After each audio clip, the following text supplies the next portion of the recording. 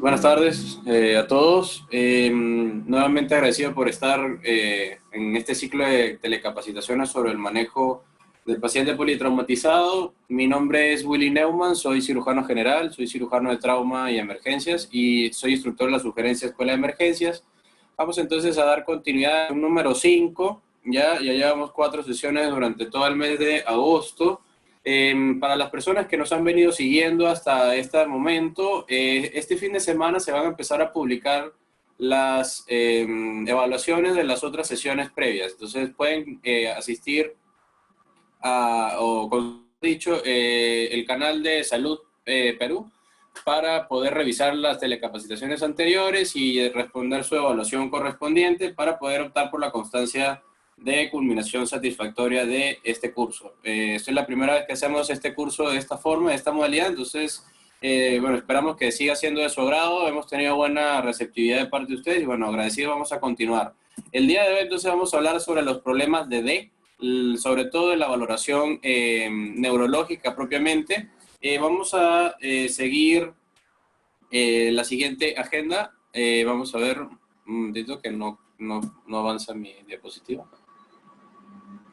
¿Ya? La agenda que vamos entonces a continuar, vamos a dar una introducción del tema, vamos a conversar sobre la fisiopatología del trauma craneoencefálico, cuáles son las situaciones que propiamente generan compromiso neurológico en el paciente politraumatizado, la secuencia ideal de valoración inicial de D y las estrategias para el manejo propiamente de estas patologías y algunos puntos clave de conclusión.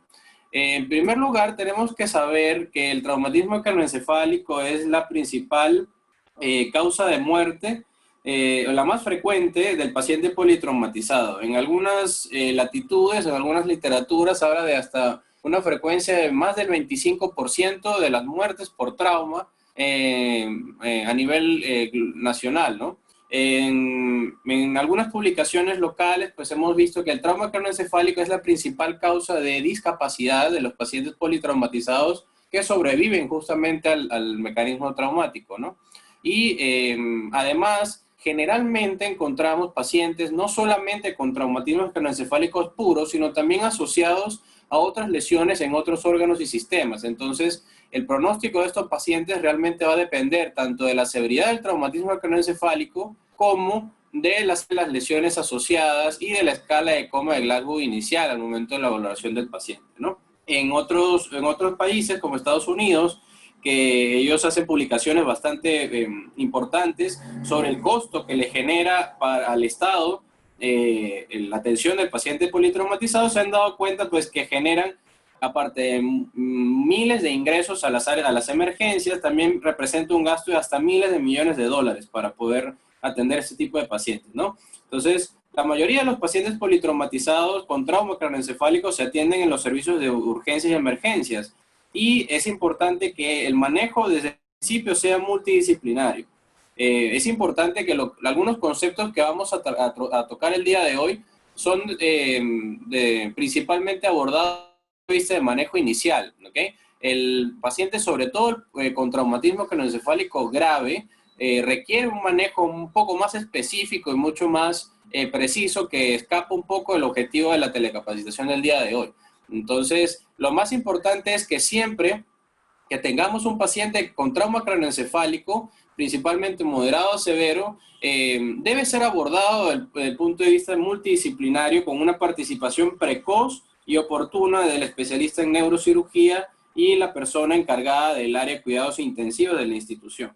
Los pacientes generalmente con traumatismos craneoencefálicos con una escala de Glasgow inicial de 8 puntos o menos, tienen una tasa de mortalidad tan alta como el 30%. Entonces, esto es muy importante tenerlo presente para poder hacer una valoración inicial adecuada con una escala de coma de Glasgow precisa, ¿no? No es lo mismo decir un paciente, ¿no? Evaluar a un paciente y decir que tiene un Glasgow de 13, 14 puntos, ¿no?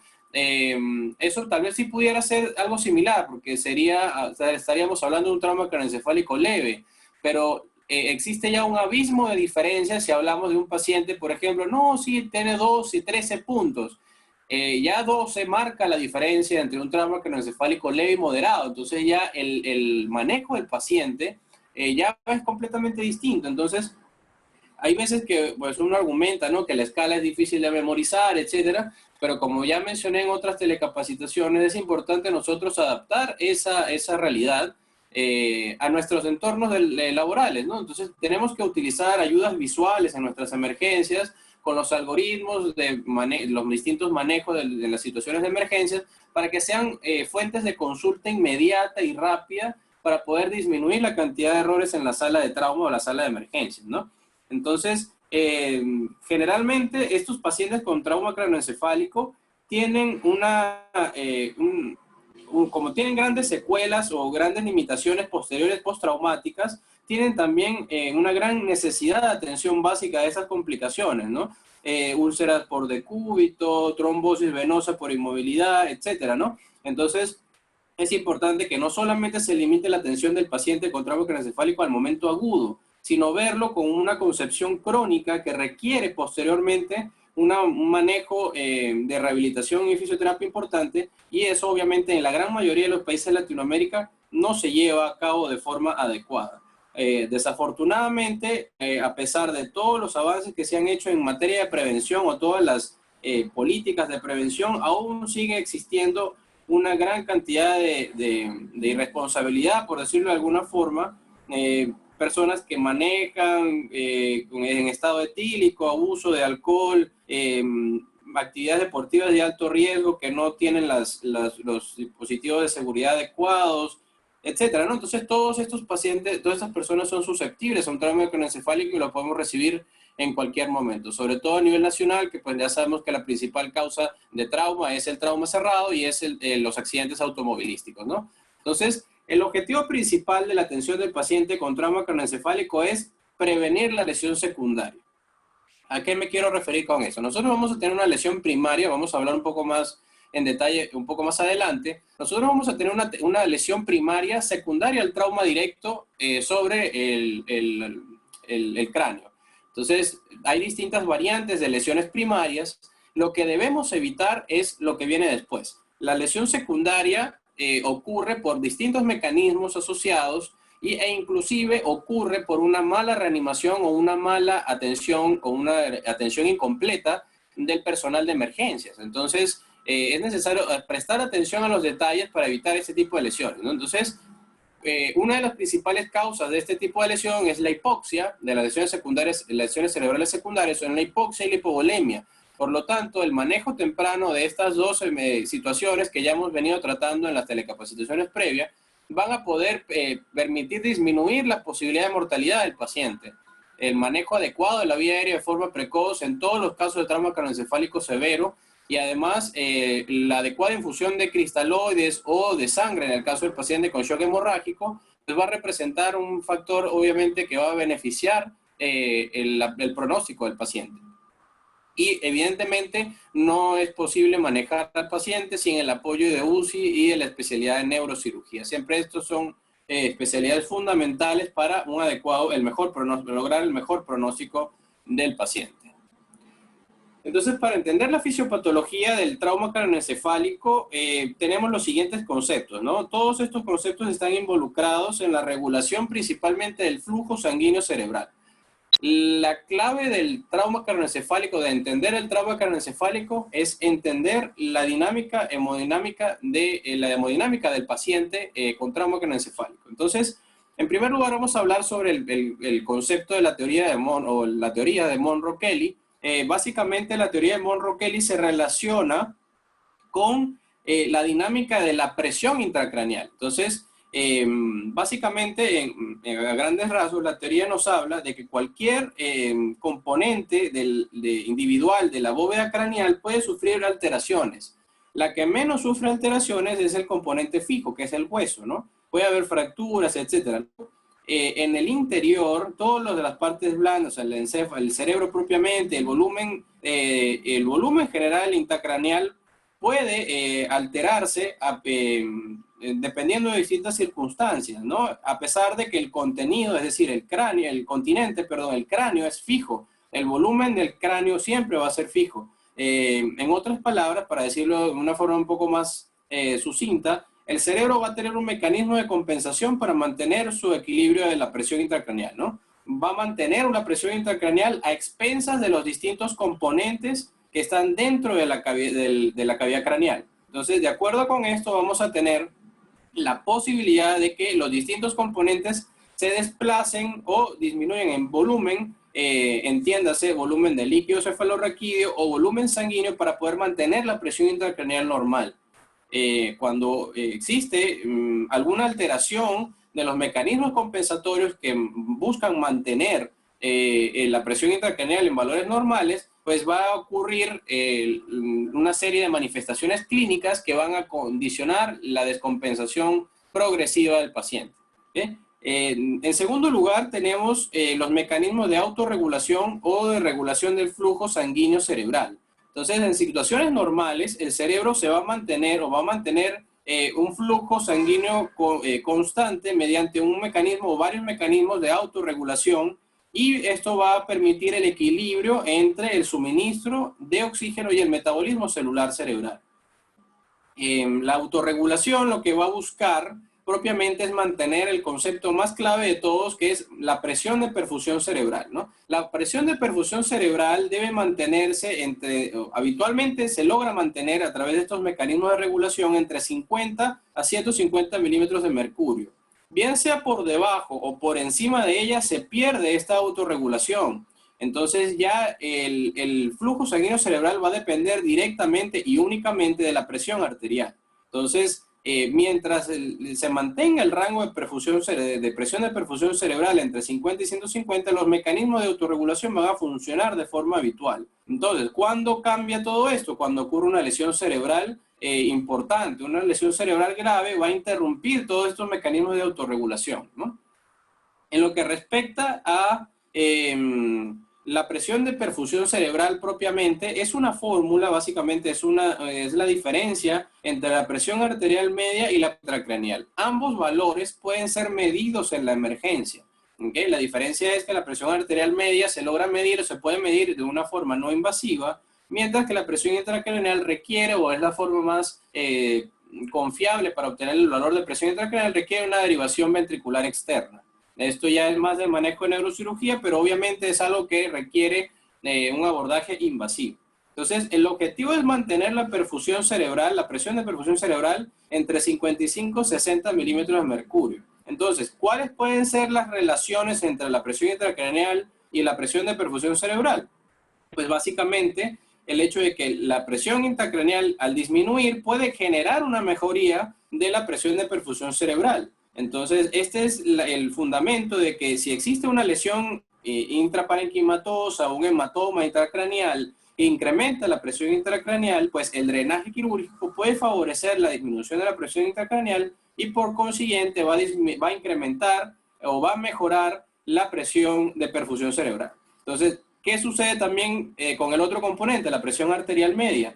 Si nosotros nos estamos manejando con presiones arteriales medias bajas o con un paciente hipotenso, perdón, esto va a generar una disminución asociada o una disminución consecuente de la presión de perfusión cerebral. Entonces, es por esto que en los pacientes con shock hemorrágico tenemos que garantizar la euvolemia, es decir, mantener la presión arterial en valores normales, bien sea presión arterial media o presión arterial sistólica, cualquiera que sea el punto de referencia o la meta que están siguiendo durante la reanimación del paciente. El concepto de hipotensión permisiva en pacientes con trauma craneoencefálico es muy delicado. Por lo tanto, para manejar un paciente con hipotensión permisiva debemos garantizar que el paciente no tenga un trauma craneoencefálico asociado, ya que evidentemente el trauma craneoencefálico va a demandar que tengamos un valor suficiente de volemia o de contenido intravascular para poder mantener la presión cerebral de forma adecuada. Otra posibilidad que tenemos es que, bueno, el cambio de la edad va a generar también un cambio en la presión de perfusión cerebral per se. Entonces, no es lo mismo la presión de perfusión cerebral en un niño que un adulto. Generalmente en los adultos mayores la presión de perfusión cerebral suele ser mayor. Entonces, esto también va a depender un poco de esto va a depender un poco el manejo que nosotros demos. En lo que respecta a el flujo sanguíneo cerebral, hay que recordar también otros mecanismos adicionales, ¿no? El flujo sanguíneo cerebral es bastante sensible al oxígeno, a la concentración de oxígeno y dióxido de carbono. Por lo tanto, la hipoxia y la hipercapnia van a generar vasodilatación y esto puede generar un deterioro de la perfusión cerebral. Esto va a cambiar indirectamente la presión intracraneal y obviamente esto no lo requerimos o no es nuestra intención tener esto en el paciente, ¿no? Cuando estamos manejando un paciente con trauma craneoencefálico. Entonces, ¿cuál sería entonces nuestro objetivo de presión arterial media? Pues deberíamos mantener, algunas referencias nos hablan de 80, otras referencias nos hablan de 85, dependiendo del punto de corte. El punto es que debe estar por encima de este valor, ¿ya? En los casos en los que la presión arterial media baja o está por debajo de 60, ya tenemos posibilidad de isquemia, y si está por encima de 150, pues obviamente vamos a tener una presión intracraneal sumamente elevada. Y finalmente, para poder detallar un poco la dinámica de la presión intracraneal, vamos a conversar sobre los componentes o los compartimientos del volumen cerebral, ¿no? Entonces, el volumen intracraneal va a depender de los siguientes elementos, ¿no? En primer lugar, va a depender del parénquima cerebral, que más o menos ocupa un volumen de 1 litro, 1.3, 1.5, ¿ya? El líquido cefalorraquídeo, más o menos un volumen de 100 a 150 mililitros. El volumen sanguíneo, tanto arterial como venoso, entre 100 a 150 mililitros igualmente. El balance entre ellos está representado en la teoría de Monro-Kelly, que vamos a ver más adelante un poco más gráficamente, ¿no? Además de la fisiopatología anteriormente mencionada, de la hemodinámica a nivel cerebral y del manejo de las presiones, tenemos obviamente la influencia que ejerce la lesión arterial, la lesión cerebral primaria y la lesión cerebral secundaria dentro de la fisiopatología. Entonces aquí está la representación gráfica de la teoría de Monro-Kelly. Observemos que el contenido intracraneal tiene distintos colores, ¿no? Entonces, fíjense qué sucede. Aquí tenemos un paciente normal, ¿no? El continente de la bóveda craneal, que se mantiene relativamente constante. Entonces, ¿qué sucedería si nosotros tenemos un cambio en las características de este tipo de estos componentes, ¿no? Ya, un momentito que no corre mi...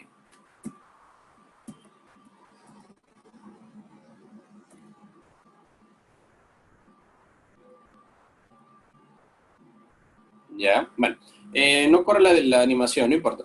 Entonces, ¿qué sucedería si cambia el diámetro o el ancho de los recuadros de colores, ¿no? Si, por ejemplo, tenemos un cambio inicial en el que agregáramos voy a colocar aquí un marcador, un puntero para que sea un poco más gráfico. Acá, ¿ok? Bien, entonces, ¿qué sucedería si nosotros agregamos acá? Si observamos la leyenda, el amarillo más clarito corresponde a la masa cerebral, ¿no? ¿Qué sucedería si nosotros agregamos aquí un hematoma intraparenquimatoso por un traumatismo craneoencefálico, bien sea por una caída de altura, ¿no? Entonces, ¿qué sucede con esto? Básicamente, se crea una lesión ocupante de espacio que va a romper la dinámica normal de la presión intracraneal. Entonces, ¿qué sucede o cuáles son los mecanismos compensatorios iniciales? En primer lugar, va a disminuir el volumen del líquido cefalorraquídeo, ¿ya? Y posteriormente, si este hematoma o esta lesión ocupante de espacio empieza a incrementar su tamaño, va a haber un desplazamiento consecuente de la masa cerebral y además existe obviamente un mayor volumen intracraneal dentro de un espacio que no se va a modificar, que es el hueso. Entonces, nuevamente ocurre un mecanismo de compensación en el que el volumen venoso empieza a descender, ¿no? El retorno venoso disminuye, ¿ok? Y al disminuir el retorno venoso existe un incremento del edema cerebral y esto aumenta aún más el tercer espacio, ¿no? Y aumenta aún más la lesión ocupante de espacio. Entonces, ya, ¿quién es el último mecanismo en comprometerse? Obviamente la presión de perfusión arterial cerebral. Entonces, al ser el último mecanismo, ya en este punto ya tenemos a un paciente que empieza a tener signos clínicos de descompensación. Entonces, una vez que el volumen del líquido cefalorraquídeo y el volumen venoso ya empieza a disminuir, empieza a haber compromiso en la perfusión cerebral, y entonces ahí entra en juego, es muy importante el rol del manejo quirúrgico del drenaje de estas lesiones ocupantes de espacio, bien sea hematomas intraparenquimatosos o hematomas externos, ¿no? Asociados a bien sea el espacio subdural o epidural.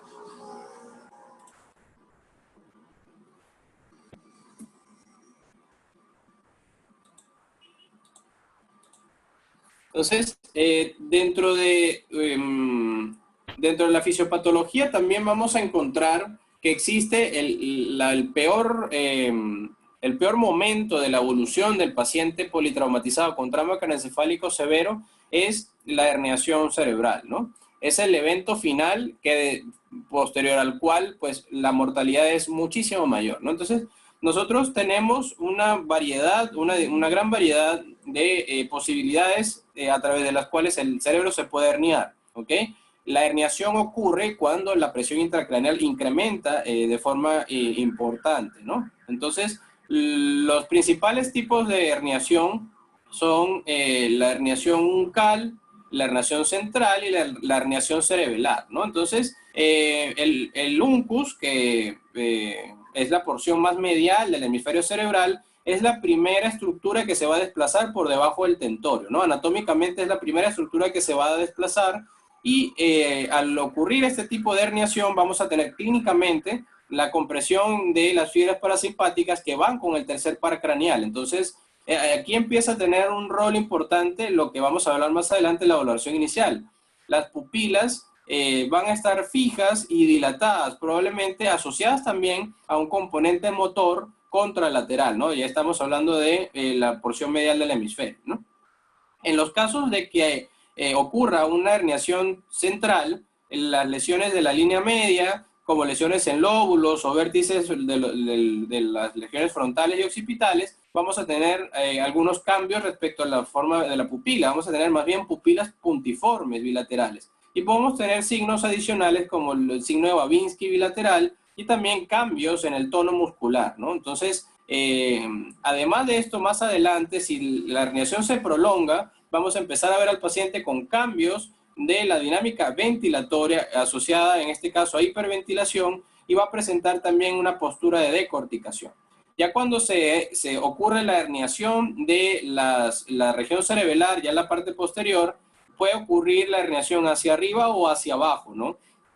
Las amígdalas del cerebelo se hernian en dirección hacia abajo, mientras que el cerebelo se hernia generalmente hacia arriba. Entonces, la herniación de las amígdalas va a ocurrir a través del agujero magno y ocurre la compresión de la parte inferior del tronco del encéfalo y de la médula espinal cervical superior. Entonces, vamos a ver a un paciente con pupilas puntiformes y vamos a ver también una parálisis flácida, y en estos pacientes ocurre una muerte súbita, ¿ya? Por la herniación a través del agujero magno. Y en el caso de la herniación ascendente de la fosa posterior, vamos a tener pacientes que tienen alteración de la mirada, y además también vamos a tener modificación en los movimientos oculares y también las pupilas puntiformes. Entonces, fíjense que en general, para hacerlo de una forma más resumida, vamos a tener que el paciente con herniación cerebral va a tener alteraciones motoras, anormalidades pupilares, deterioro mental y cambios en la postura, bien sea generalmente la postura de decorticación. Este tipo de pacientes, si se les realiza una tomografía de cráneo, vamos a tener hallazgos importantes sobre todos los desplazamientos de los segmentos cerebrales en relación a la línea media. Y además de esto, podemos tener o no el conocido reflejo de Cushing, que es la presencia de hipertensión, bradicardia y las irregularidades respiratorias en los pacientes ya más graves. Entonces, ¿cuáles serían las patologías que comprometen, ¿no? Comprometen el estado neurológico del paciente, ¿no? Entonces, vamos a tener distintos tipos de patologías. En primer lugar, podemos agruparlas en dos grandes grupos, aquellas focales y aquellas que son difusas. Las lesiones focales, dentro de las lesiones focales vamos a tener las variaciones de la hemorragia, que pueden ser hemorragias o hematomas intraparenquimatosos o la hemorragia subaracnoidea, y podemos tener hematomas epidurales y subdurales. Cada uno tiene una característica tomográfica e imagenológica distinta y además también tienen un comportamiento distinto y un origen diferente, ¿no? La contusión cerebral en algunas literaturas se considera una lesión focal, ya que puede haber signos tomográficos visibles. Una de las principales características de las lesiones focales es que podemos describirlas e identificarlas a través de un estudio de imagen. Si no logramos identificarlas, ya pasaría a ser una lesión difusa, ¿ya? Que no hay evidencia a través de las imágenes de este tipo de lesiones. Entonces, en algunas literaturas se considera la contusión como una forma de lesión focal. Sin embargo, realmente la contusión cerebral podemos hablar que es un síndrome clínico que se caracteriza por la presencia de un déficit neurológico que es transitorio posterior al trauma craneoencefálico. Entonces, podemos tener distintas variedades de intensidad o severidad. En las formas más avanzadas o de mayor severidad podemos tener hasta pérdida de la conciencia, pero esa pérdida de la conciencia, la clave o la forma de identificarla es que no progresa más allá de 6 horas. Es decir, el paciente recupera el estado de conciencia de forma completa en un lapso no mayor a 6 horas. En los casos de las lesiones difusas vamos a tener dos variantes. La lesión axonal difusa, que se refiere al coma postraumático, que no tiene asociación con ninguna lesión evidente o demostrable desde el punto de vista imagenológico. Son estos pacientes que tienen una marcada disabilidad o una marcada discapacidad neurológica y no tiene una lesión clara o evidente a la cual se le pueda atribuir ese estado tan grave del paciente. Y en segundo lugar, la isquemia, que pues obviamente es un estado que va de la mano con todos los cambios y las variaciones del estado hemodinámico cerebral que hemos hablado anteriormente, ¿no?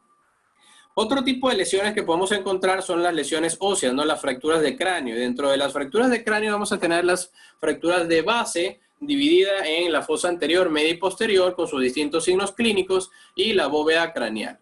La peor situación o circunstancia que hay que manejar sería la herniación cerebral, que evidentemente llevar, como hemos visto, a la muerte del paciente de forma muy rápida.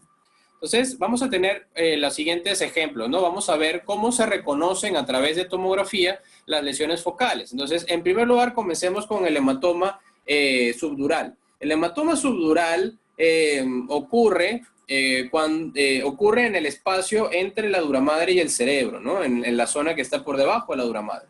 Entonces, ¿cuál es el problema real del hematoma subdural? El hematoma subdural traduce una lesión, una alta posibilidad de lesión del cerebro subyacente a la dura madre. Entonces, puede ocurrir bien sea una laceración del parénquima o una lesión de los vasos de la superficie del cerebro por los mecanismos de trauma.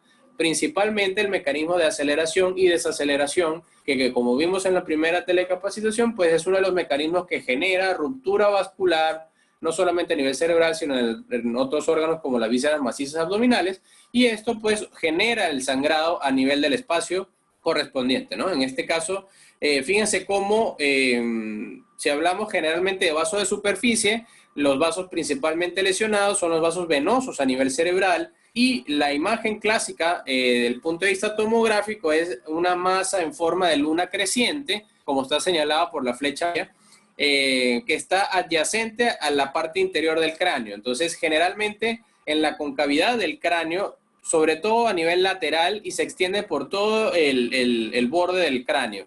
Sin embargo, puede encontrarse también en otros lugares, como en la parte anterior o en la parte posterior. Y fíjense que este hematoma subdural genera un desplazamiento de los elementos de la zona media del cerebro y del desplazamiento de la línea media hacia el lado contrario. Entonces, este paciente probablemente tenga síntomas importantes o signos clínicos evidentes de descompensación neurológica.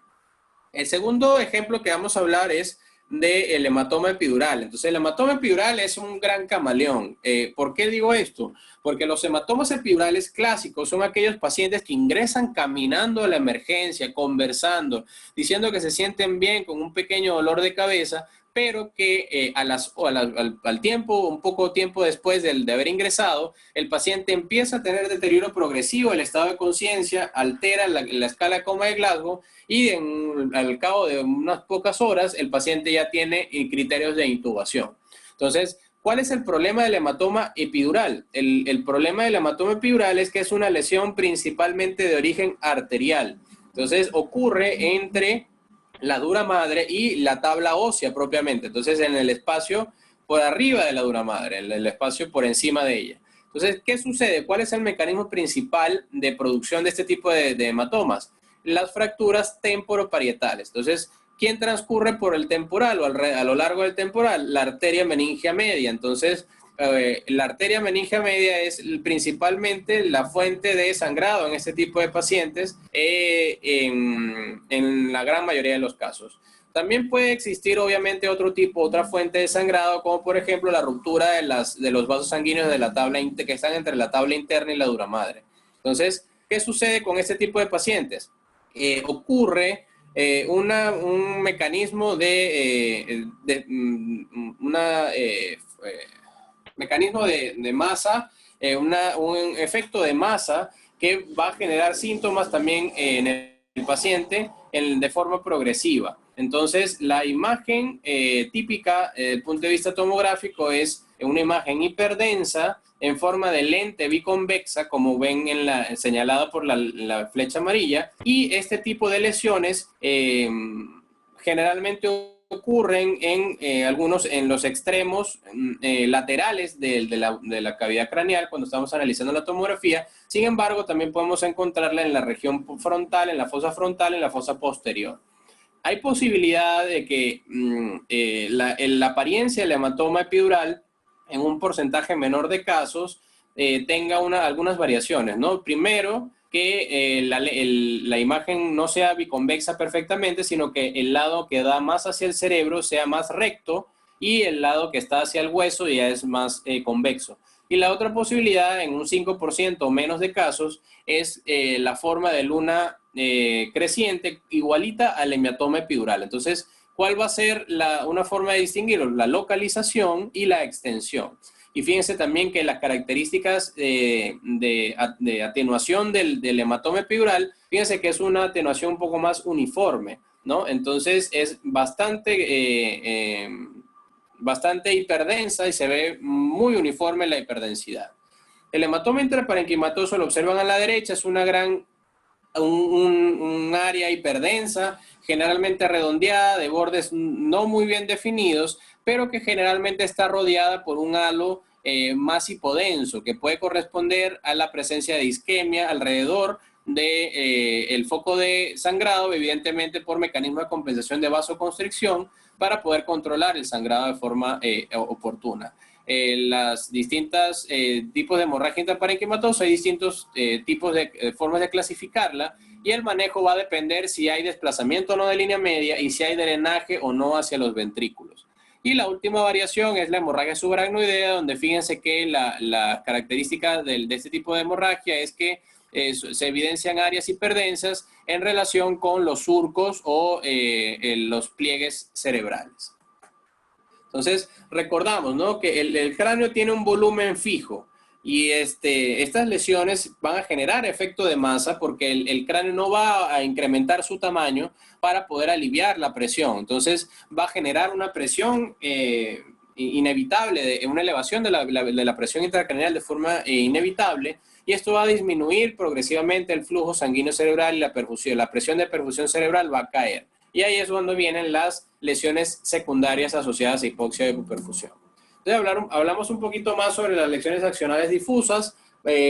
Básicamente en este tipo de patologías existe una disfunción y una pérdida grave y progresiva de los axones, por lo tanto no va a haber comunicación interneuronal y tampoco va a haber transmisión de estímulos. Entonces esto genera una gran discapacidad en el paciente y no se observa de forma tomográfica, y lamentablemente hasta la fecha no tiene un tratamiento fijo o un tratamiento efectivo, mejor dicho, para decirlo de una forma más precisa, ya que pues el daño axonal viene con un gran cambio del medio en el cual se encuentra la neurona, y hasta ahorita no se ha logrado identificar una terapéutica efectiva e infalible que permita revertir los efectos de una lesión axonal difusa.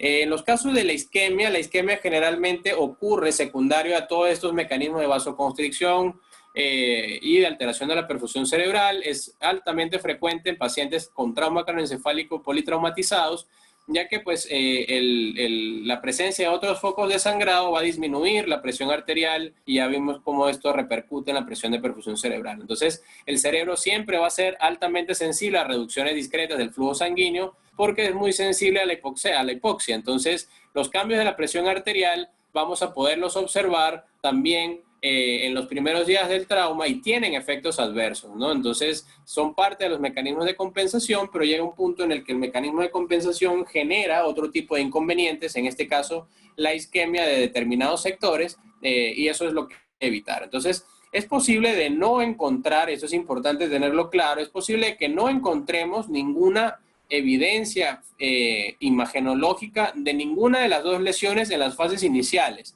Entonces, la lesión axonal difusa hay que reconocerla siempre en el contexto de un paciente con trauma craneoencefálico que tiene una discapacidad severa, que no está asociada o no puede ser explicada por una lesión focal al momento de hacer la tomografía de cráneo. Entonces, para la valoración inicial vamos a entrar en la materia de quizás la más importante de la telecapacitación del día de cómo identificar adecuadamente este tipo de problemas de DE, ¿no? Entonces, el problema de DE vamos a partir de las siguientes premisas, de estas tres premisas principales. Saber qué es la causa de muerte más frecuente. No debemos atribuir el estado de shock del paciente a un trauma craneoencefálico, ¿ok? Esto es importante, porque el volumen sanguíneo que cabe en el encéfalo no es suficiente como para generar shock. El problema del paciente que no tiene fuentes de sangrado adicionales en otro lugar está representado en los casos de trauma craneoencefálico asociados a herniación. Sin embargo, es un evento tardío y no debe ser nuestra primera opción cuando vemos un paciente hipotenso con trauma craneoencefálico. El principal objetivo es, como vimos en la telecapacitación anterior de C, es buscar el sitio de sangrado. Evidentemente, al ubicar el sitio de sangrado, controlarlo y hacer todas las maniobras necesarias para la adecuada reanimación. Y la clave se va a encontrar justamente en asegurar la perfusión cerebral. Entonces, la valoración inicial tiene los distintos de estos elementos, ¿no? Que ya hemos conversado en varias oportunidades, ¿no? Entonces, lo importante siempre va a ser contar con una buena historia clínica y una buena evaluación neurológica. Entonces, la valoración inicial va a empezar desde el contacto con el paciente, ¿no? Identificamos el estado de conciencia y evidenciamos los síntomas desde el momento en el que ocurrió el trauma, ¿no? Entonces, hay que seguir siempre en todo momento el protocolo de prioridades y hacer las valoraciones correspondientes, ¿no? Siempre seguir las prioridades del ABC, ¿no? O CAB, dependiendo de la realidad del paciente. Entonces, una vez que tengamos ya estabilizado al paciente, debemos buscar el resto de la valoración neurológica más detallada que nos va, y el resto del interrogatorio asociado al mecanismo de la lesión, que nos va a dar muchos más detalles y nos va a dar el diagnóstico potencial del paciente, ¿no? Finalmente, la monitorización nos va a dar la posibilidad de identificar los cambios que necesitemos nosotros realizar en la terapéutica para, o como he comentado varias veces, mantener el objetivo máximo o lograr el objetivo máximo, que es garantizar la perfusión cerebral.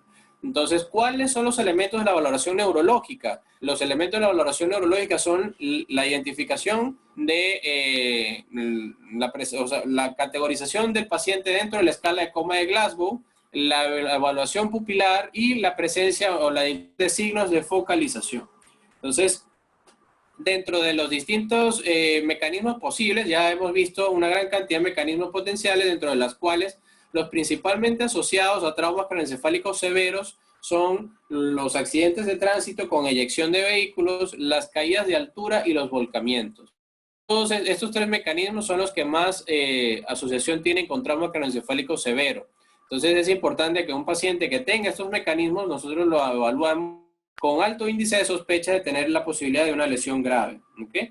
Entonces, los pacientes con trauma craneoencefálico también van a tener, recuerden, otro tipo de lesiones que debemos buscar. Por lo tanto, a la inspección vamos a encontrar estigmas muy peculiares, sobre todo de fractura de base de cráneo, que vamos a ver algunos ejemplos más adelante. Entonces, tenemos en un primer momento la valoración inicial, debemos identificar el estado de conciencia del paciente. Entonces, la secuencia va a ser la somnolencia, vamos a encontrar un déficit en el procesamiento de los datos del paciente, va a tener, pues, deterioro leve del estado de conciencia, puede tener un antecedente, una pérdida de memoria reciente, y sin embargo el resto de la memoria permanece intacta. Después, más adelante, ya la letargia implica un compromiso mayor del estado de alerta, ya el paciente está más deprimido y puede resultar en también la incapacidad para realizar algunas tareas que habitualmente pudiera realizar sin ningún otro tipo de esfuerzo, ¿no? Entonces, el paciente tal vez en este punto no responda al estímulo verbal, pero sí pueda responder a los estímulos, ¿no? Y sin embargo, si esto sigue avanzando, ya empieza a ocurrir un estado mayor de inactividad en el que ya llamamos obnubilación.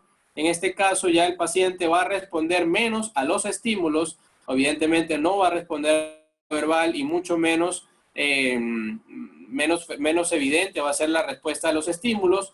Sin embargo, solo va a poder responder con estímulos de mayor intensidad y ya los últimos dos escalas de valoración de conciencia, pues el estupor y el coma, ya el paciente requiere estímulos dolorosos para poder reaccionar y en el caso del coma, pues evidentemente el paciente es incapaz de responder a ningún tipo de estímulo. Importante saber ya desde el momento en el que el personal prehospitalario, cualquiera que sea, familiares, o sea, personal entrenado o no entrenado, ¿no? Serenazgo, policías, ambulancias, etcétera, bomberos, siempre interrogar el mecanismo de trauma. Eso nos va a dar a nosotros una idea importante de cuál puede ser la lesión que está presente. Y además de esto, preguntar si viene con un estado de conciencia aceptable y poderle interrogar, o si el paciente tiene algún familiar o acompañante que pueda suministrar los datos, preguntar qué signos o síntomas ha presentado el paciente. Entonces, siempre y cuando el paciente pueda responder claramente, ¿no? O que no se encuentre en un estado más grave. Entonces, ¿cuáles serían estos signos y síntomas clásicos de un traumatismo complicado, un trauma craneoencefálico con algún grado de complicación o algún grado de severidad? En primer lugar, la presencia de cefalea intensa, la presencia de náuseas y vómitos, amnesia, el trastorno de conciencia asociado al momento del evento o al sitio donde ocurrió el accidente, presencia de convulsiones secundarias o posteriores al trauma y la presencia de alteración de los sentidos. Por ejemplo, la presencia de visión borrosa, etcétera, ¿no? Entonces, en lo que respecta a las fracturas de cráneo, vamos a ver, como les había comentado, podemos tener fracturas de la bóveda y fracturas de la base. Entonces, las fracturas de la bóveda generalmente se asocian a traumas directos, traumatismos contusos o inclusive traumatismos penetrantes que generan lesión de los elementos de la tabla interna o la tabla externa. En cambio, las fracturas de la base de cráneo son fracturas un poco más sutiles, pero tienen unos signos clínicos muy característicos. Los signos clínicos son los siguientes. En primer lugar, la fractura de fosa anterior se va a reconocer por el clásico signo de mapache. Vemos una equimosis o un hematoma bipalpebral bilateral, el cual se va a asociar principalmente a lesiones de la fosa anterior, como ya he comentado. Tenemos también, desde el punto de vista de la fosa media, vamos a tener la presencia de otorragia u otorraquia y también podemos tener rinorragia o epistaxis. Cualquiera de las cuatro variantes podemos tener, ¿no? Entonces, la rinorraquia y la otorraquia son más difíciles de visualizar, ¿no? Porque es la salida de líquido claro, el líquido cefalorraquídeo a través de ambos canales, ¿no? Del pabellón auricular, del conducto auditivo, mejor dicho, y de las fosas nasales. Entonces, si tenemos un paciente que está con sangre en la cara o sangre en la cabeza, podemos tener la posibilidad de tener heridas que estén sangrando y nos den la falsa impresión de que tiene otorraquia, etcétera, ¿no? Entonces, debemos siempre visualizar el origen o la fuente del sangrado que corresponda con el orificio que estamos evaluando, ¿no? Si es una otorragia, pues ver que el sangrado provenga del conducto auditivo. Si es una epistaxis o un sangrado nasal, pues ver que provenga de la nariz y que no sea una lesión satélite, una lesión bien sea de la pirámide nasal, del tabique, o una lesión del cuero cabelludo que esté generando sangrado desde arriba y que nos esté pues dando la falsa impresión de que es un sangrado de estas cavidades, ¿no? Entonces, recordar siempre otorragia, epistaxis o rinorragia Y la otra variante es la salida de líquido cefalorraquídeo a través del oído, que es la otorraquia, o a través de las fosas nasales, que sería la rinorraquia. Finalmente, las fracturas de fosa posterior las vamos a reconocer con el signo de Battle o de Battle, que es la presencia de una equimosis retroauricular a nivel mastoideo. Este signo se asocia entonces con fracturas de fosa posterior. En lo que respecta a la escala de Glasgow tiene más de 40 años de creada. La crearon inicialmente Tisdale y Jennett, y estos dos, los que propusieron esta clasificación, pues dieron unas recomendaciones, o nos dieron unas recomendaciones bastante importantes y claves para poder interpretar bien la escala de coma de Glasgow del paciente. En primer lugar, tenemos que asignar el mejor puntaje o la mejor puntuación que tenga el paciente. O sea, darle al paciente el beneficio de la mejor respuesta que nos está dando, ¿ya? Para poder darle adecuada interpretación. Recordemos que la escala de Glasgow no es una escala diagnóstica, no es una escala como tal para establecer diagnóstico como tal. Es una escala pronóstica, ¿ok? Entonces, el pronóstico va a depender de la mejor respuesta que nos dé el paciente. De igual forma, de los tres componentes, el componente motor nos va a dar una mejor información, una capacidad de discriminación de los pacientes leves o con menor compromiso neurológico, leves o moderados. En estos casos, la evaluación de la apertura ocular y la respuesta verbal va a tener una mayor relevancia, ¿okay? En el caso de la respuesta motora, hay que tomar en cuenta la movilización de los brazos, más que de los miembros inferiores. Esto por la posibilidad de que exista trauma vértebromedular a nivel distal, que nosotros, pues si el paciente, podemos tener una falsa interpretación de que el paciente no moviliza las extremidades o tiene una movilización inadecuada o inapropiada, un signo de focalización no adecuadamente interpretado, solamente interpretando los movimientos de las piernas. Entonces, los movimientos de los brazos nos van a hablar de, obviamente, solamente de el estado cerebral, ¿no? Sino también nos puede hablar de lesiones cervicales, lesiones medulares cervicales. Entonces, es menos probable que haya este tipo de lesiones, aunque es un riesgo latente, como hemos visto, en menos de 2% de los pacientes. Sin embargo, es más confiable, según la descripción original, la evaluación de la respuesta motora en las extremidades superiores. Entonces, una recomendación que les puedo hacer es que en vez de describir la escala de coma de Glasgow como valor total, es decir, la sumatoria de los tres componentes, lo más recomendable es no solo colocar el total, sino también describir los tres componentes, saber cuál es el puntaje de cada uno de las áreas evaluadas para poder evidentemente asignar pues cuál es el compromiso de cada uno de los elementos, ¿no? Entonces, ¿qué es importante recordar también de la escala de Glasgow? Que hay una modificación en los pacientes intubados, ¿no? Que no se toma en consideración los 15 puntos. Entonces, esto es importante recordarlo porque se puede evaluar la escala de Glasgow del paciente intubado. Sin embargo, siempre es importante también recordar y reflejar en la historia cualquier factor confusor, entre ellos la sedación, ¿no? Entonces, todo factor confusor, alteración del estado de conciencia, que fíjense que no forma parte de la escala de Glasgow, debe reportarse en la historia para saber que la evaluación está sesgada por este distractor o confusor, ¿okay? Otra cosa importante de distinguir es que a través de la escala de Glasgow vamos a diferenciar o clasificar los pacientes en tres tipos de severidad. Trauma craneoencefálico leve de 13 a 15 puntos, el trauma craneoencefálico moderado de 12 a 9 puntos y el trauma craneoencefálico menor o igual a 8 puntos. En estos grupos, básicamente el objetivo de la clasificación de esta forma es la determinación de cuál es la prioridad de los pacientes. En los pacientes con trauma craneoencefálico severo, una de las prioridades principales, o las dos prioridades principales, son, primero, garantizar la vía aérea y, segundo, garantizar un adecuado estado hemodinámico del paciente. En lo que respecta a la reacción pupilar, es importante identificar el compromiso uni o bilateral de las pupilas. Las pupilas siempre hay que observarlas, siempre y cuando el paciente así tenga un edema importante de los párpados, vamos a poder visualizar las pupilas.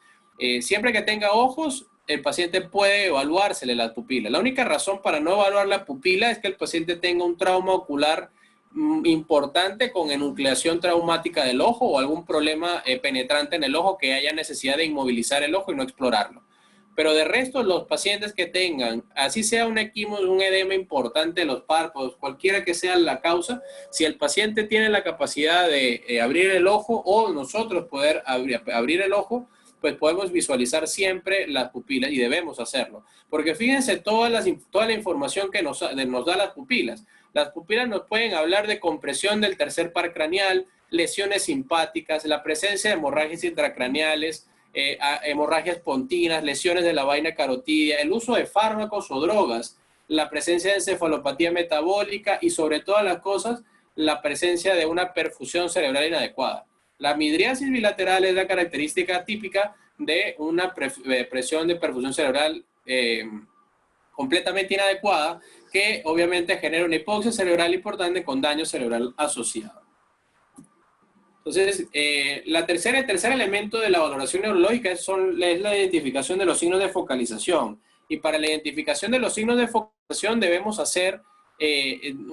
estimular al paciente, dependiendo de su estado de conciencia, debemos estimularlo de las formas adecuadas, ¿no? Entonces, la estimulación del paciente no debe ser haciendo un movimiento rotatorio de las tetillas o los pezones. ¿Ya? Eso es lo primero. Esto puede generar más daño en esta estructura o parte blanda y es importante evitar esa práctica. Entonces, ¿cuáles son los sitios donde se debe estimular al paciente? En primer lugar, tenemos la línea axilar anterior en relación con el pliegue pectoral. Esa es una. En ese lugar hacer presión y eso puede generar una respuesta, un estímulo doloroso para el paciente, al igual como podemos hacer compresión a nivel del subclavicular, como se ve en el video.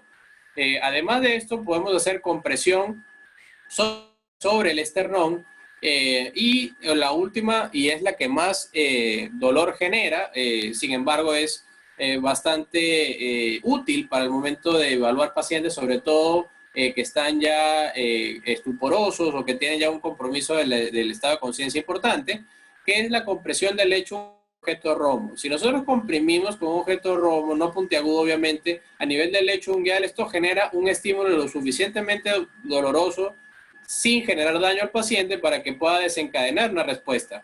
Y además no solamente ver la respuesta, sino también poder evaluar la posibilidad del paciente de localizar hacia dónde se ubica el estímulo.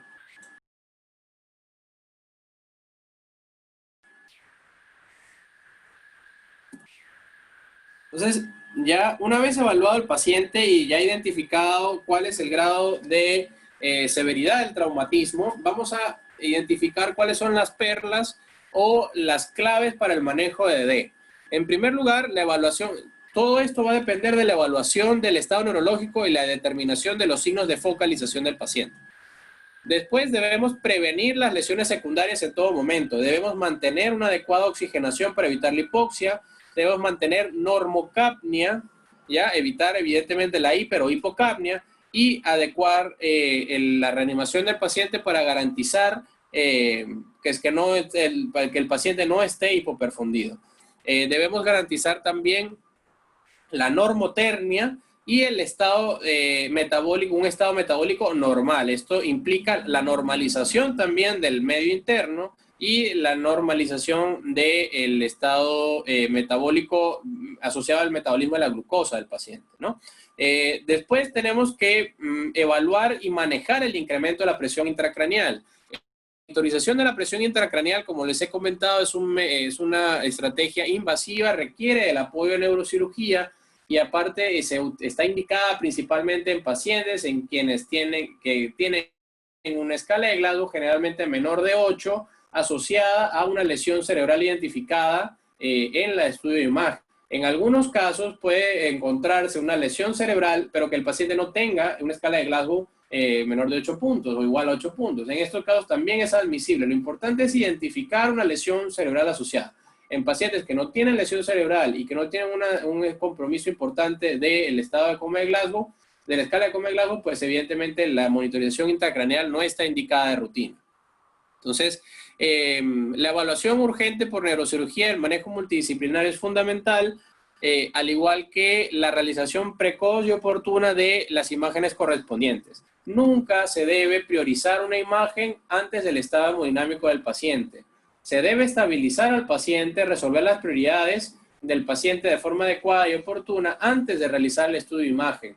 ¿Por qué? Porque simplemente nosotros no tenemos, en ningún centro, tenemos un tomógrafo a 50 metros de la sala de trauma. Por lo tanto, nos vamos a tener que desplazar al paciente, sacarlo de su momento de hacer movilización, podemos generar la descompensación hemodinámica del paciente y pues evidentemente no es lo mismo tratarlo en la sala de tomografía que en la sala de trauma. Entonces, debemos recordar esto fundamentalmente, ¿no? Los pacientes con trauma craneoencefálico, evidentemente, sobre todo los moderados y severos, requieren una imagen oportuna, sin embargo, hay que saber en qué momento realizarla, ¿no? Entonces, para eso también tenemos las herramientas de valoración clínica que nos pueden dar una orientación importante, ¿no? Debemos también tratar las otras lesiones que comprometan la vida y nunca olvidar mantener las prioridades, ¿no? Entonces, tenemos, para hablar un poco más en detalle de lo anterior, lo podemos agrupar en tres pilares fundamentales, la atención del paciente, ¿no? En primer lugar, tenemos la prevención de lesiones secundarias, que es el objetivo primordial, como hemos venido hablando, y eso se puede lograr, en primer lugar, manteniendo la vía aérea y la ventilación. Debemos mantener la perfusión cerebral, mantener adecuadamente los valores óptimos de los distintos parámetros de monitorización. Entonces, ¿cuáles serían en todo caso? Tener una saturación periférica de oxígeno superior a 90, idealmente superior a 95, y una presión arterial de oxígeno mayor de 60, idealmente mayor de 100. Además de esto, debemos garantizar que el paciente tenga la vía aérea protegida. Debemos haber identificado cualquier afección, evidentemente, ¿no? Pues es la primera esfera de evaluación. Debemos haber identificado cualquier compromiso que pueda existir de la vía respiratoria, no solamente asociada a la vía aérea, sino también de la ventilación ODB, como el neumotórax, por ejemplo.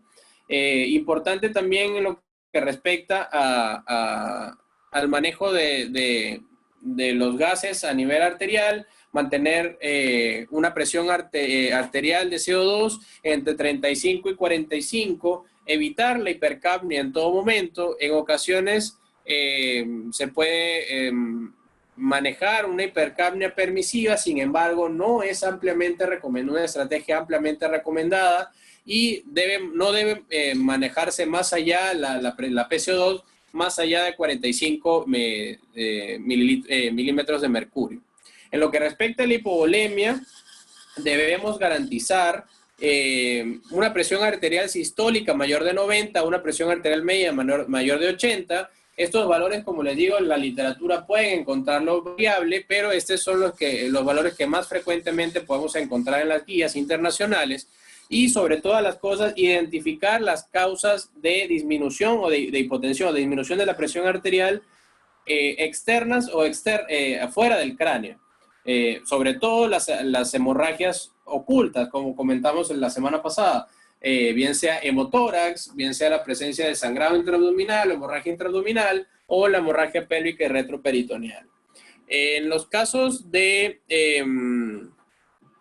la valoración de los pacientes agitados, recordamos que los pacientes agitados pueden tener, pues por la gran movilización que tienen, puede representar problemas al momento del consumo de energía y también de la perfusión cerebral. Entonces, la agitación no conviene o no ayuda para el manejo de la presión intracraneal.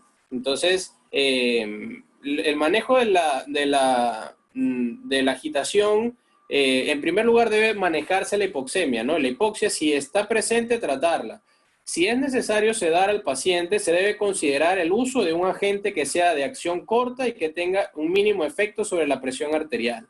Entonces, uno de los más recomendados es el etomidato. Lamentablemente no lo tenemos a disposición. Mucha literatura al respecto, es el que más rápido actúa y el que menos agentes tiene, menos efectos adversos tiene. Otra alternativa pudiera ser anestésicos como el Propofol. Sin embargo, hay que estar siempre, siempre atento al usar estos medicamentos, midazolam, fentanil, etcétera, del cambio hemodinámico.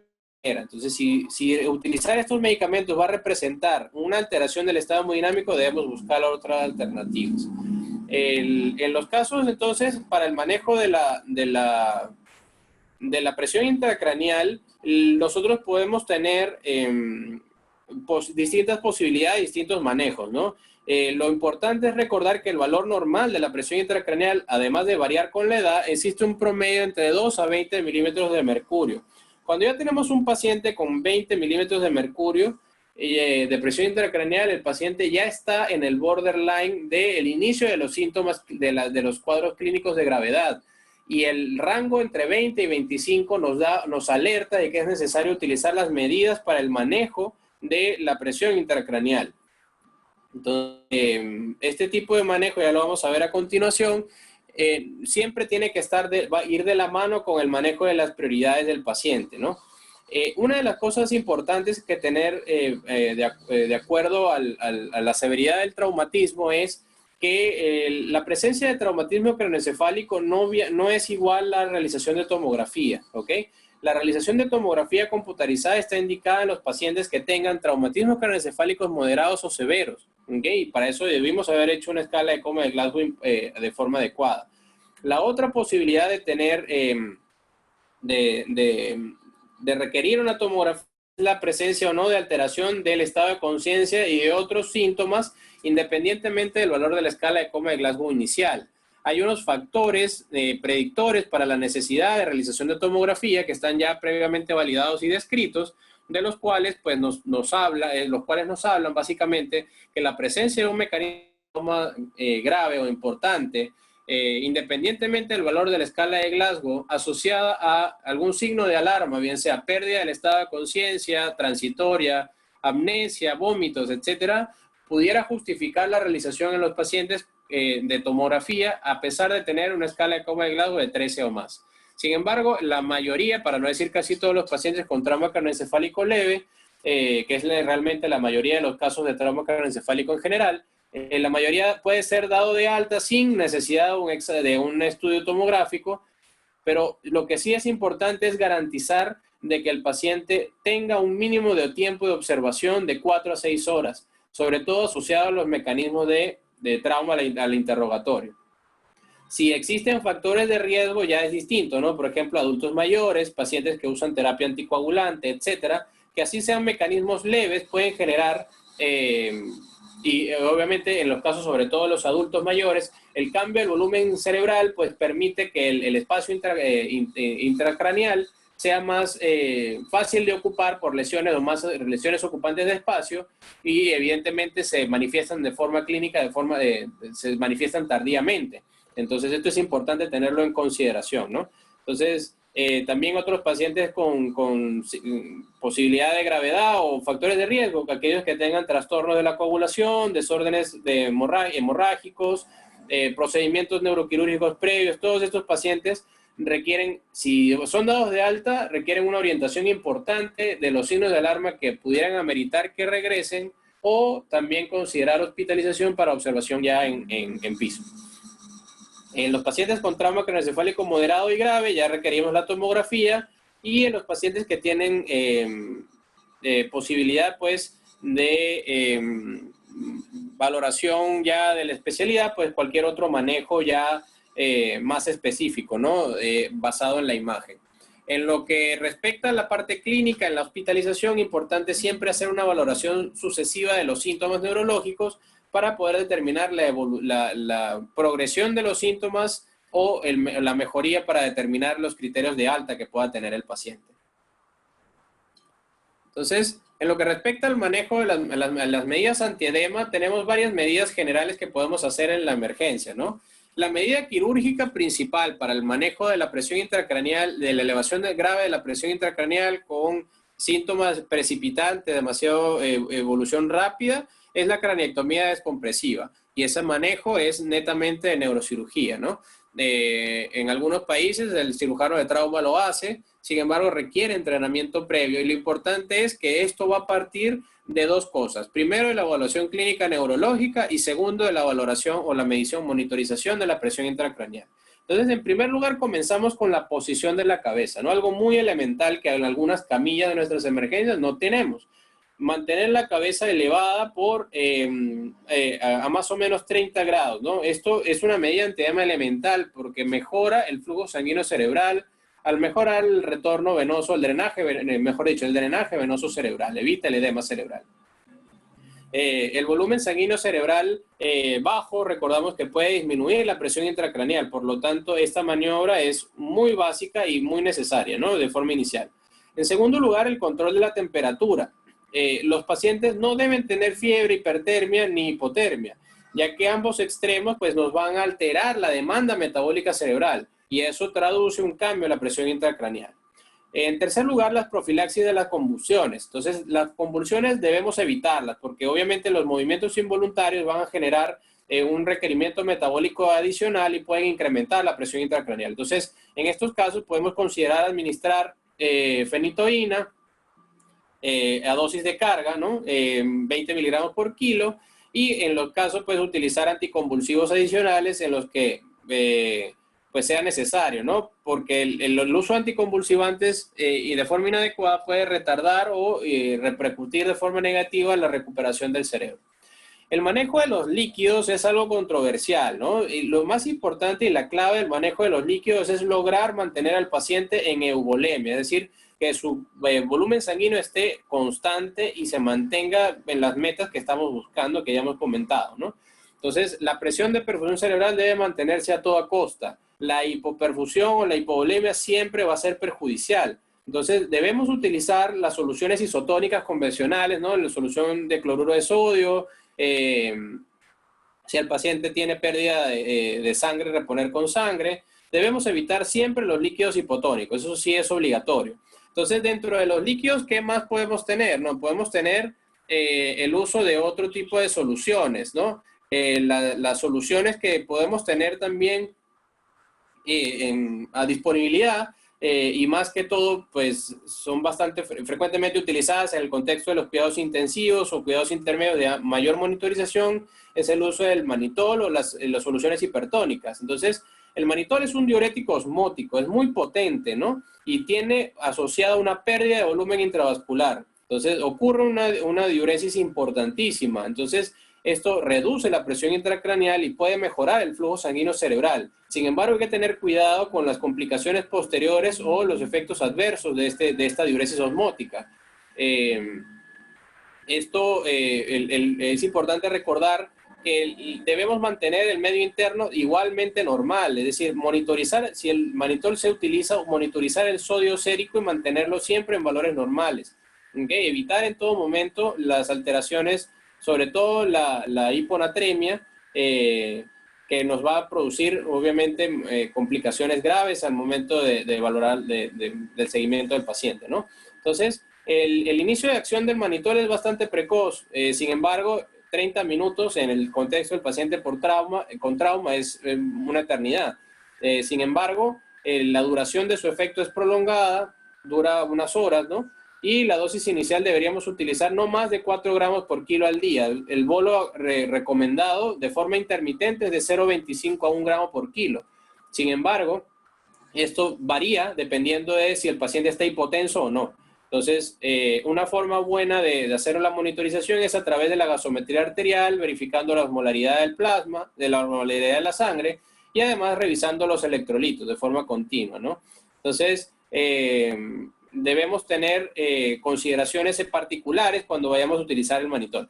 En lo que respecta a las soluciones hipertónicas, vamos a utilizarla en pacientes. La ventaja de las hipertónicas es que podemos utilizarlas en pacientes que están hipovolémicos o con hipotensión, que no hayan podido ser reanimados adecuadamente. Entonces, en estos pacientes podemos utilizar bolos más o menos de 250 mililitros, que deben pasar, eso sí, deben ser administrados en 30 minutos. Y el sodio más recomendado, el que más ha sido estudiado, es el sodio al 3%. Sin embargo, no es el único. Podemos usar otro tipo de sodio, pero obviamente el volumen va a cambiar dependiendo de la concentración. Si vamos a usar un sodio al 20, va a cambiar por lo menos entre 20 a 30 mililitros, ¿no? Entonces, esto va a variar dependiendo de la concentración del sodio que se use. Desde otro punto de vista, el control de la agitación, como vemos y medio asomado previamente, el control de la agitación va a permitir básicamente evitar el movimiento muscular exagerado y disminuye la demanda metabólica del paciente. Entonces, vamos a tener distintas posibilidades para utilizar en este tipo de pacientes, ¿no? Pero deben ser utilizadas con cuidado. Entonces, algunas peculiaridades de los elementos más comúnmente utilizados, de los fármacos comúnmente utilizados. Por ejemplo, el fentanilo es un medicamento bastante seguro. El propofol es un agente anestésico de acción corta también, ¿no? Tiene buenas propiedades como sedante, tiene potencial para disminuir la presión intracraneal, pero tiene como efecto adverso el riesgo de hipotensión y acidosis que son letales para el paciente. La ketamina, por ejemplo, que es bastante buena para la secuencia de intubación rápida en pacientes con alteración hemodinámica. En este caso, la ketamina tiene una contraparte o un efecto adverso que es el incremento de la presión intracraneal. Por tanto, entonces no nos conviene. Dependiendo de la realidad del paciente, vamos a tener la necesidad de utilizar uno u otro fármaco. Y eso es necesario tenerlo claro. Y en lo que respecta a relajación muscular, para evitar los movimientos de la actividad muscular, las recomendaciones básicamente están en el rocuronio, el becuronio. El rocuronio es el agente de acción más rápida en comparación con el becuronio. Y la succinilcolina tiene como efecto adverso la presencia de fasciculaciones. Por lo tanto, esto puede incrementar la presión intracraneal y hay que utilizarla en el caso de que se utilice con mucho cuidado, mucha cautela, ¿no? Entonces tenemos la ventaja de que la succiona a disposición de forma extensiva, por lo tanto, pues hay que utilizar los relajantes musculares cuando sea conveniente para evitar la movilización, la actividad muscular exagerada, ¿no? Y obviamente integrar, ¿no? Todo, si el paciente requiere una intubación, una secuencia de intubación rápida, seguir todos los principios que ya hemos venido hablando, ¿no? Adicionalmente, tenemos que mantener la normocarbia, es decir, mantener la concentración, la PCO2 dentro de valores normales, entre 35 y 45. La hiperventilación, que muchas veces se ha asociado con manejo de ese tipo de situaciones, tiene que ser utilizada con cuidado, ¿no? Entonces, si tenemos un paciente con hipercapnia, la hiperventilación juiciosa pudiera ayudar a disminuir la PCO2 y puede provocar algo de constricción, vasoconstricción cerebral. Lo importante es que si la hiperventilación es mal utilizada, va a reducir la presión de perfusión cerebral hasta el punto de que puede producir un deterioro de la lesión cerebral que ya tiene y generar una lesión secundaria más grave. Lo más importante es evitar siempre la hipercapnia. Entonces, no mantener la PCO2 por encima de 45 porque puede causar, como habíamos comentado, la vasodilatación y eso en consecuencia genera un incremento del volumen vascular, pero un incremento asociado a la presión intracraneal. Entonces, ya para concluir, los pacientes politraumatizados tienen un amplio espectro o amplias posibilidades de lesiones, manejar lesiones conjuntas o complejas. El trauma craneoencefálico dentro de todas ellas es la causa de muerte más frecuente. ¿Okay? Tenemos también una alta tasa de discapacidad postraumática que en general no está bien registrada, igualmente no es adecuadamente seguida ni valorada desde el punto de vista de rehabilitación y fisioterapia. Probablemente las cifras que tengamos son mucho mayores a las que tenemos, pues la realidad puede ser mucho más grave. El objetivo de la valoración primaria, recuerden que siempre es la detección precoz del compromiso neurológico. La escala de Glasgow sí es muy útil y es una escala de pronóstico, pero no de diagnóstico, y les permite agrupar a los pacientes de forma oportuna y rápida y poder dilucidar cuál es el manejo más ideal de ese tipo de pacientes. No debemos atribuir nunca una hipotensión a un trauma craneoencefálico de forma inicial. Debemos siempre buscar otras causas de hipovolemia. En estos casos, sobre todo, la hemorragia, que es la causa prevenible más importante de muerte del paciente politraumatizado. Debemos mantener una adecuada perfusión cerebral. Ya sabemos que la presión de perfusión cerebral es muy lábil a distintos estímulos externos. Entonces, controlar todos los determinantes que afectan la presión de perfusión cerebral es el objetivo del tratamiento. Tratamiento de la hipercapnia, tratamiento de la hipoxia, tratamiento de la hipertermia, tratamiento de la hiponatremia o hipernatremia. Se ha demostrado también que la hipo o hiperglicemia también afecta negativamente el desenlace o el pronóstico del paciente. Entonces, todo esto debemos controlarlo de forma detallada y por eso es que es necesario un manejo multidisciplinario con el apoyo del especialista en neurocirugía y el especialista en UCI, porque ellos son los que realmente tienen mayor experticia para el manejo de este tipo de pacientes. Por lo tanto, es necesaria su participación inmediata o urgente al momento de la evaluación de los pacientes. La importancia en trauma craneoencefálico, la importancia del diagnóstico imagenológico está ya más que descrita. Nos permite identificar las lesiones focales y sus características, y el objetivo del tratamiento y del manejo siempre va a ser restaurar o mantener la fisiología y el equilibrio cerebral.